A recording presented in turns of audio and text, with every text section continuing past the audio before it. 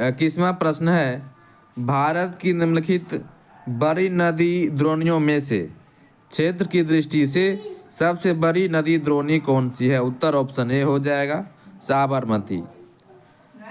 प्रश्नगत दी गई नदियों की नदी द्रोणियां निम्नलिखित हैं। साबरमती नदी द्रोणी 21,674 किलोमीटर स्क्वायर।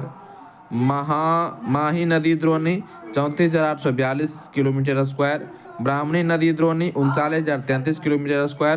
पेन्नार नदी द्रोणी 55,213 किलोमीटर स्क्वायर।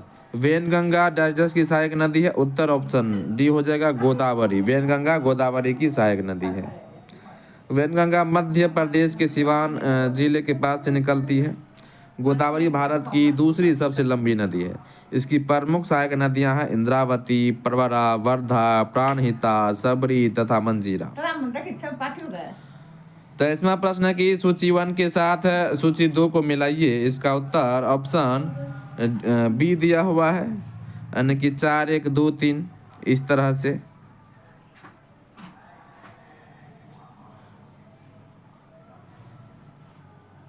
से। यानी कि पुलिकट का हो जाएगा आंध्र प्रदेश, हरिक के पंजाब, नल सरोवर का गुजरात और वेदांथांगल का तमिलनाडु।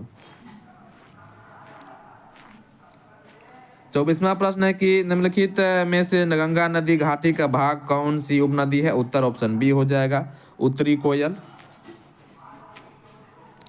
उत्तरी कोयल गंगा नदी घाटी की उपनदी है। उल्लेखनीय है कि उत्तरी कोयल नदी सोन की सहायक नदी है, न कि गंगा नदी की। यद्यपि सोन नदी गंगा की सहायक नदी है, अतः विकल्प भी सही है। कौन सी नदी गुजरात की आस कहलाती है? उत्तर ऑप्शन बी हो जाएगा नर्मदा गुजरात की आस कही जाती है। नर्मदा नदी मध्य प्रदेश में अमरकंटक नामक पहाड़ी से निकलकर गुजरात में भरौज के दक्षिण में अरब सागर में मिल जाती है। इसका प्रवाह क्षेत्र 98,796 वर्ग किलोमीटर है, जिसका 87% जल मध्य प्रदेश में, 11.5% गुजरात में तथा 1.5% महाराष्ट्र में बहती है। इस नदी के उत्तर में विंध्याचल पर्वत तथा दक्षिण में सतपुरा पर्वत है। 26वां प्रश्न है कि कौन सा नदी तंत्र सर्वाधिक पुराना है? ऑप्शन बी हो जाएगा इंडो ब्रह्म सर्वाधिक पुराना है।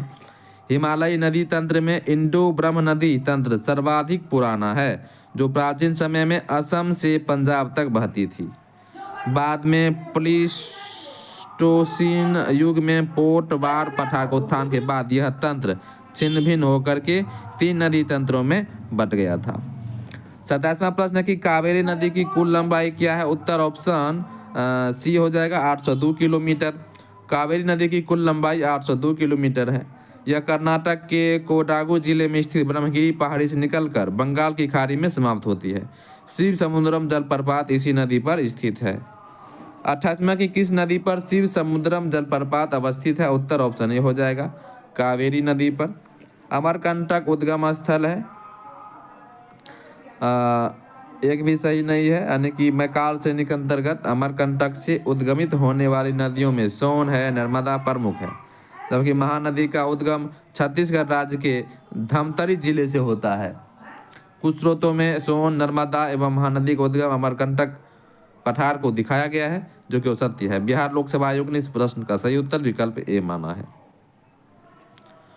अब आगे बढ़ते हैं और अगला प्रश्न को देखते हैं कि अगला प्रश्न है कि सोन, नर्मदा तथा महानदी निकलती है, ठीक है, अमरकंटक से सोन, नर्मदा तथा महानदी निकलती है। सोन, नर्मदा तथा महानदी तीनों नदी के बारे में पूछा गया है कि मैकाल श्रेणी के अंतर्गत अमरकंटक से उद्गमित होने वाली नदियों में सोन, नर्मदा है, जबकि महानदी उद्गम छत्तीसगढ़ राज्य से, इसलिए उसमें जो है स्टार लगा हुआ है।